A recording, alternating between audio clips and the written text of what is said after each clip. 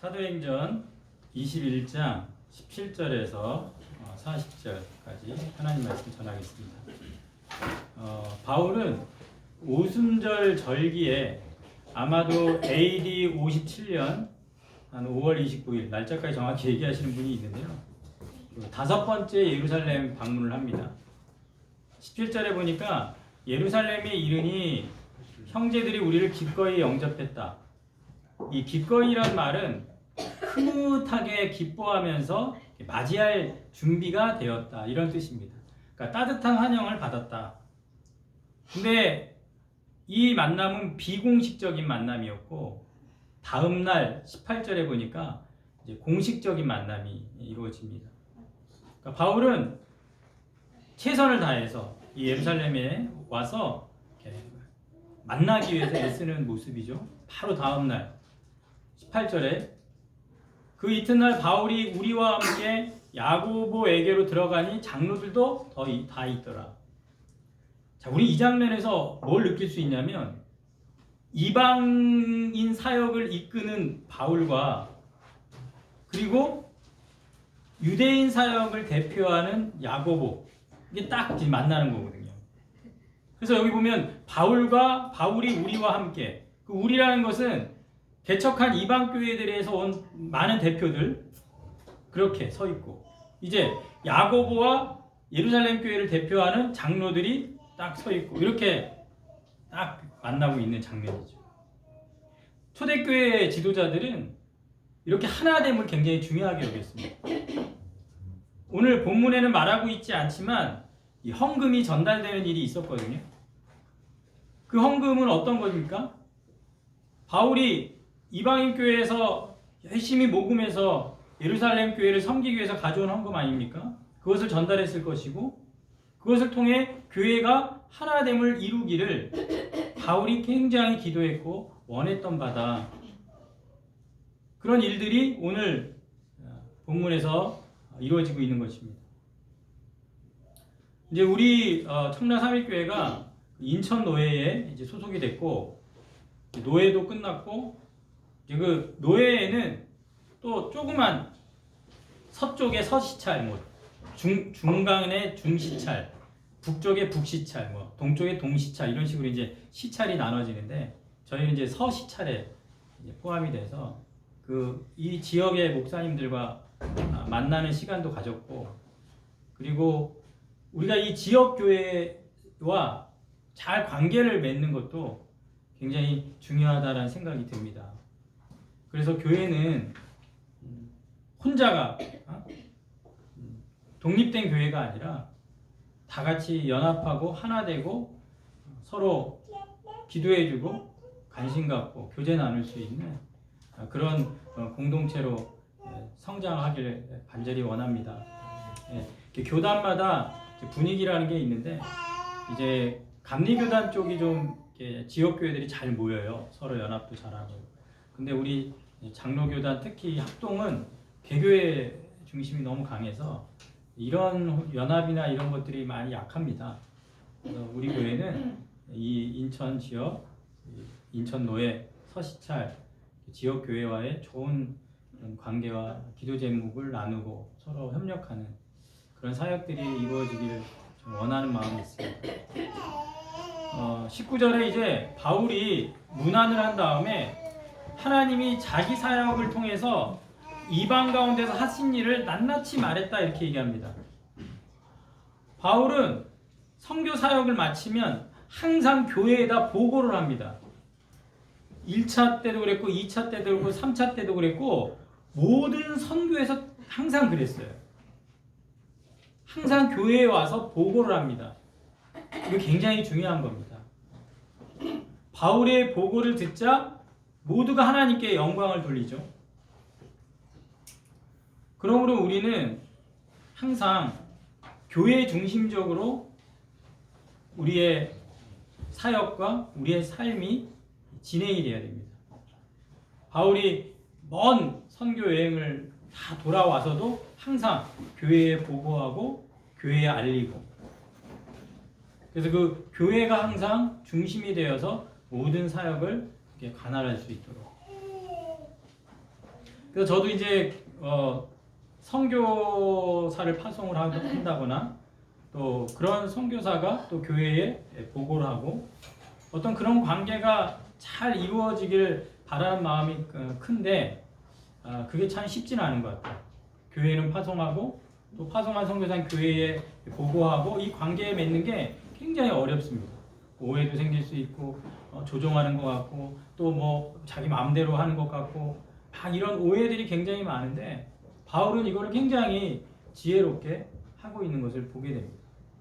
그래서 우리 인생에서 교회가 항상 중심에 놓이고 주일이 되면 우리가 예배하러 이렇게 모이고 또 흩어지면 자기의 학교, 직장, 가정에서 열심히 사명 감당하고 그래서 이런 바울의 교회 중심적인 사역을 꼭 기억해야 되고요. 근데 이제 20절에 보면 곧바로 뭔가 꺼내는 이야기가 있습니다. 20절에 바울더러 이르되 그러니까 뭔가 이게 긴장이 있는 거예요. 긴장. 바울을 향한 강한 의심을 갖는 사람이 있다. 20절에 보면 율법의 열성을 가진 자들. 그러니까 율법의 열성적인 유대인들에 대한 염려가 있는데 바울도 그걸 알아요. 왜냐하면 바울도 조상의 전통에 대해서 열심히 했던 사람이니까 그 유대인들의 그 열성을 알거든요. 그러니까 그 유대인들은 자신들의 이전의 삶의 양식을 포기한다라는 게 이건 굉장히 불가능한 얘기입니다. 그러니까 그렇게 열성적인 유대인들이 바울을 볼 때 염려하는 게 있었는데 오늘 21절에 보면 바울 너가 관습을 지키지 말라 하더라. 그들이 들었다 그것을. 그러니까 바울에 대한 소문이 예루살렘에 들렸는데 그 소문의 내용은 바울 변절자야. 바울 배교자야. 가만두면 안 돼. 이런 비난이 일어나고 있는 것이죠. 그만큼 이 바울의 사역이 파급력이 컸습니다. 교회를 세우는 도시마다 어떤 사역을 했는지 이 소문이 예루살렘까지 막 들렸는데 그 소문이 잘못된 소문들로 바울을 공격하게 만드는. 그래서 22절에 뭐라고 얘기해요? 어찌할꼬? 바울 그대가 온 게 이미 다 이제 소문이 났는데 이제 어찌할꼬? 그러면서 23절에 야고보가 제안을 합니다. 우리가 말하는 이대로 해라. 야고보가 제안한 것은 23절과 24절에 이렇게 적혀 있는데요. 한마디로 이겁니다. 유대인의 관습을 공개적으로 참여하는 모습을 사람들에게 보여주라는 거예요. 바울도 율법을 준수한다. 바울도 율법을 지키는 유대인이라는 사실을 공개적으로 보여줘서 그 소문을 없애자. 그 소문은 틀렸다. 근데 우리가 구원받기 위해서 율법이란 할례를 행하지 않아도 되고 구원에 있어서 율법은 믿음으로 구원받는 거지. 그것을 굉장히 강하게 주장하는 사람이 누구예요? 바울이잖아요. 근데 오늘 야고보가 제안한 거는 이방인이 무엇을 해야 되느냐, 구원을 받기 위해서 이방인이 무엇을 해야 되느냐의 문제가 아닙니다. 그죠? 이미 구원받기 위해서 이방인들이 최소한으로 지켜야 될 율법은 오늘 25절 다 같이 보실래요? 25절에 보면 주를 믿는 이방인에게는 우리가 최소한에 하지 말아야 될 것을 결의해서 뭐 했다고요? 편지해줬다. 이거는 예루살렘 교회의 입장은 변함이 없다. 이거는 이미 확립된 것이다. 이방인 교회에 다 전달이 되었다. 그러니까 오늘 본문의 문제는 이방인이 무엇을 해야 되느냐는 문제가 아닙니다. 구원을 위해서 율법을 지켜야 된다. 이걸 말하는 게 아니라 유대인이 지키는 현재의 관습을 뭐하자? 존중하자. 이걸 구별하는 겁니다. 그래서 오늘 본문의 문제는 유대인이 무엇을 해야 하는가에 대한 것이죠. 바울은 유대인으로서 예수 믿는다고 할례를 하지 마라? 유대인이라면 그 관습대로 할래 해도 상관없다. 유대인과 이방인이 이렇게 섞여 있는 문화 속에서 오히려 유대인의 관습과 유대인들의 관심사에 대해서 이방인 그리스도인들이 세심하게 배려해 줘야 된다. 오히려 그렇게 바울은 말하는 사람이거든요. 그러므로 우리는 교회와 유대교의 관계 속에서 일어나고 있는 이 긴장 관계, 그리고 그 예루살렘의 소문이 잘못됐고 그 잘못된 소문을, 헛소문을 진짜로 생각하는 사람들, 이제 바울은 그 소문이 분명히 거짓임을 예루살렘에 보여주기 위해서 이제 야고보와 장로들의 제안을 바울이 받아들이죠. 야고보와 장로들이 이런 제안을 한 이유는 바울을 뭐하기 위해서? 보호하기 위해서. 그리고 바울은 그 제안을 수용합니다. 이게 굉장히 중요한 겁니다. 교회 안에서 서로의 입장에 대해서 보호해주고 수용하고, 그런 배려와 수용이 우리 공동체 안에서 정말 포용적으로 수용성 있게 이루어져야 될 줄 믿습니다. 그래서 전혀 다른 문화의 사람들이 교회 안에 모인다 할지라도 서로를 배려하고 수용할 수 있는 그런 성숙한 그런 교회의 모습이 되길 축복합니다. 자, 이제 성전에서 바울이 이제 들어가니까 바울을 발견한 유대인들이 어떻게 합니까? 27절입니다. 아시아로부터 온 유대인들이 성전에서 바울을 보고 모든 무리를 막 충동해가지고 그를 붙듭니다. 그리고 30절에 온 성이 소동해서 백성이 달려와 모여가지고 바울을 잡아가지고 성 밖으로 끌어 나갑니다. 그리고 31절에 그들이 그를 어떻게 해요? 죽이려고 할 때 31절에 군대의 천부장이 아주 급하게 32절에 백부장들 몇 명 데리고 막 달려와가지고 바울을 보호하는 장면이 나오고 있는 겁니다.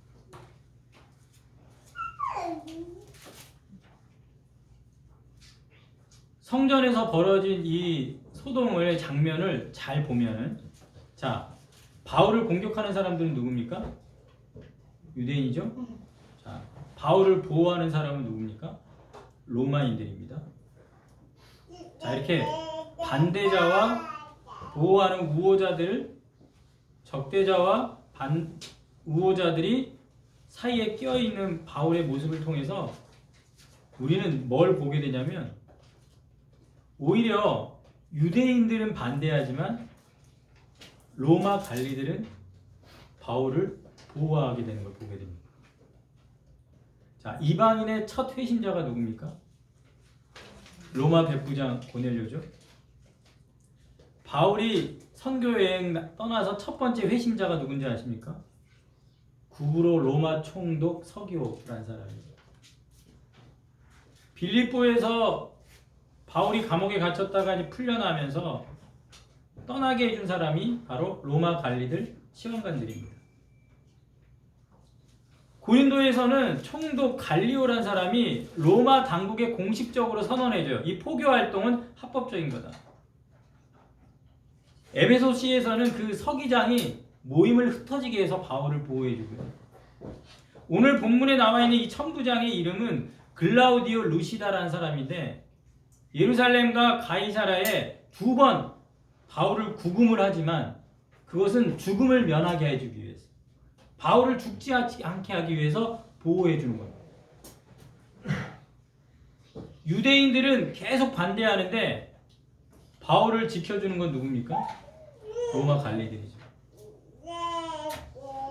세계 역사 속에 왜 예수님이 로마 제국이 다스릴 때 왔어야 했고, 왜 급속도로 복음이 확산될 때 팍스 로마나라는 이 세계 속에 복음은 그렇게 확산돼야 했는지, 그거 인간이 정하는 겁니까? 인간이 만들 수 있는 겁니까? 이것은 오로지 하나님의 스케줄로만 가능한 줄로 믿습니다. 제가 매일 새벽마다 이제 계시록 설교를 좀 요새 하고 있는데 계속해서 사탄, 짐승, 거짓 선지자, 음녀, 세상은 겉으로 보면 그들이 다 다스리고 그들이 다 지배하는 것 같아도 그것을 멸망시키고 그것을 통치하고 끝내시는 분이 하나님이시라는 그 하늘의 열린 문이 믿는 자에게 열려야 될 줄로 믿습니다. 그 하늘의 스케줄, 그 하늘의 계획, 그것을 보고 이 땅의 믿음의 싸움을 싸워야 될 줄로 믿습니다. 바울이 1차, 2차, 3차 선교 여행을 이렇게 마무리하고 예루살렘에 딱 온 이때부터 분위기가 갑작스럽게 바뀌어버립니다. 공격당하고 체포되고 감금당하고 재판을 받습니다. 오늘 이후로 본문 이후로 5번의 재판을 받습니다. 26장까지. 근데 공교롭게도 예수님도 십자가 지시기 전에 5번 재판을 받으시거든요. 그리고 오늘 36절에 보면은 뭐라고 얘기하냐면 이는 백성의 무리가 그를 뭐 하라고요? 없이 하자고 뭐예요? 외치면서 따라가요. 자, 이 장면 보면 또 뭐가 떠올라요? 예수님 재판할 때 십자가에 못 박게 하소서, 십자가에 못 박게 하소서 막 소리 지르는 사람들 생각나죠. 오늘 복음이 거부되는 장면을 바울이 그대로 다 받아내고 있는 장면인 거죠. 그런데 30절에 보면 성전 문들이 곧 닫히더라. 쾅! 이 닫힌 성문을 얘기합니다. 사도행전에서 성전을 다루는 장면은 여기서 끝납니다. 그들이 곧 문들이 닫히더라. 하나님의 메시지를 가져온 사람에 대한 거부. 그래서 문이 닫히더라. 예수님을 전하고 복음을 전했더니 거절하더라. 마음의 문이 닫혔더라. 예수님도 이 땅에 오셔서 요한도 스데반도 바울도 그들의 메시지를 적대시하고 반대한 자들의 닫힌 문. 지금은 예루살렘에서 유대인들이 반대하고 로마가 보호해줬지만 이제 호의적인 로마도 곧 기독교를 뭐예요? 박해합니다. 우리는 꼭 기억해야 됩니다. 나는 뭐 예수 믿어도 별 아무 일도 안 일어나는데 뭐 똑같고 항상 왜 그래요? 조용히 사시니까 뭐 다른 거 있으니까 말 안 하는데 뭐 그냥 누가 뭐라고 하겠어요. 말 안 하고 조용히 있는데. 오늘 39절부터 보면은 이게 이제 바울의 집중력인데 오늘 보면은 바울이 계속 얻어맞다가 멈춘 이유가 뭐예요? 천부장 나타나서 멈춘 거예요. 무슨 말인지 아십니까? 여러분 사람들이 막 달려들어서 맞으면 뭐 대충 이렇게 툭툭 건드릴까요? 뭐 벌떡벌떡 좀 맞고 일어서고 그럴까요? 아니에요. 사람들이 대중적으로 달려서 막 맞을 때는 보통 정신없고 아픈 게 아닙니다. 근데 오늘 바울의 집중력을 보면은 39절에 뭐라고 얘기하냐면 내가 유대인이다. 그리고 작은 동네 사람이 아니라 다소 시의 시민이다 내가. 그러니까 이 말을 천부장한테 왜 하냐면 내가 성전 안에서 소요나 일으키는 그런 종류의 사람이 아니고 나는 유대인이다. 그리고 다소 사람의 시민으로서 시민의 어떤 지위를 가지고 있는 자치 도시 안에 어떤 자부심을 갖는 사람이다라는 것을 말합니다. 그러면서 바울이 뭘 요구해요? 백성에게 말하기를 허락해달라. 내가 증거할 수 있게 해달라. 증인이 되게 해달라. 증언할 수 있게 기회를 좀 달라. 그래서 40절에 보면 그 천부장이 허락하거든요. 그랬더니 바울이 그 아픈 몸을 이끌고 승대에 서서 백성들한테 막 손짓하면서 죽이려고 막 달려드는 사람들을 제압하고 그들이 자기의 증언을 들을 수 있도록 손짓해서 매우 조용하게 한 다음에 히브리 말로 그들이 들을 수 있는 자국어로 이게 뭐 아람어라고도 얘기하는 사람이 있지만, 왜냐면 그때는 아람어가 통용어니까 히브리 말로 말을 합니다. 우린 여기서 세 가지를 알 수가 있는데, 전혀 말할 수 없는 신체적인 상태가 아니었다라는 거, 그럼에도 그는 말했다라는 거. 그리고 꼭 말을 해야 되는 상황이 아니었음에도 불구하고 그것을 어떻게든 허락을 받아서 말을 했다라는 거. 그리고 들을 준비가 안 된 사람들에게 듣게 하기 위해서 힘쓰고 있다라는 거. 이 세 가지를 우리는 알 수가 있는 것이죠. 여기서 우리가 알 수 있는 게 뭡니까? 예수 믿는 사람들은 어떤 사람들이에요? 증언자라는 겁니다. 말을 해야 되는 증인이라는 거예요. 이게 작은 일이 아닙니다. 우리는 이런 공격 많이 받잖아요. 말은 잘한다, 말은 잘. 삶은 엉망이면서 그렇게 말만 하면 뭐하냐. 그런데요, 정말 예수 믿는 사람은 말하는 사람이에요. 증언하는 사람이에요. 그걸 어떻게 우리가 부인합니까?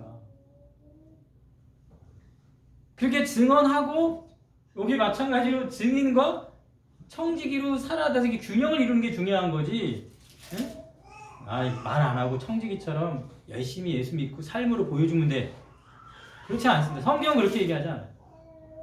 세상은 그렇게 얘기하고 교회는 그렇게 얘기할 수 있지 모르지만 성경은 그렇게 얘기하지 않습니다. 요한계시록에 보면은 죽임당한 사람들의 영혼들의 특징이 뭐냐면 이렇게 얘기해요. 하나님의 말씀과 그들이 가진 증거로 말미암아 죽은 거예요. 그 다음에 예수를 증언함과 하나님 말씀 때문에 목배임을 당한 겁니다. 그리고 하나님의 계명을 지키며 예수의 증거를 가진 자들과 사탄이 싸우는 거예요. 다른 사람들과 싸우는 게 아닙니다. 계시록 12장 11절에 이렇게 얘기합니다. 우리 형제들이 어린 양의 피와 자기들이 증언하는 말씀으로써 그를 이겼대요. 사탄을 이겼대요. 우리 형제들은 죽기까지 자기들의 생명을 뭐 했다? 아끼지 않았다. 뭘 위해서? 증언하는 말씀을 위해서. 자, 우리는 이 세상이 만들어 놓은 문화와 세상 속에 살아가다 보면 성경이 말하고 있는 걸 잊고 삽니다. 왜요? 세상이 만들어 놓은 그 안에 현실에 북박아 두는 게 편하기 때문에. 하지만 말씀은 우리에게 그것을 깨트리는 거잖아요. 자꾸 건드리는 거잖아요. 뭐 해라? 증언하고 좀 해라. 말 좀 해라. 예수님에 대해서, 하나님의 말씀에 대해서 좀 말 좀 해라.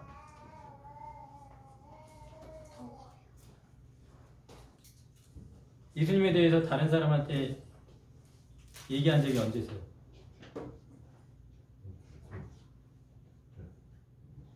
제가 우리 딸들 이렇게 키워봤지만 우리 딸들도 뭐 예수님에 대해서 다른 친구들한테 말한 경험이 있을까? 목사 딸이란 거 어떻게 숨기고 살기 위해서 애를 썼어도 그래서 저도 이제 반성하지만 뭐 코로나 때문에 뭐 교회에 나오세요 뭐 이렇게 핑계 댈 수도 있겠지만은 어떻게 하면 증언하고 예수님의 증거하는 그런 믿는 자가 될까? 좀 다시 한번 우리를 살피고 바울이 끝까지 증언하기 위해서 몸부림쳤던 그래서 이 재판의 과정은요 결국은 변호입니다. 바울의 변호. 근데 바울의 변호는 다 예수 그리스도를 전하는 것이고 하나님 나라를 말하는 것입니다. 그렇기 때문에 하나님께서는 바울을 통해서 이제 로마의 변화를 이끌어 가시는 거겠죠. 오늘 말씀을 통해서 하나님 앞에 우리가 증언자로 서고 살아드릴 수 있도록 기도할 수 있는 우리가 되기를 주님의 이름으로 축원합니다. 기도하겠습니다.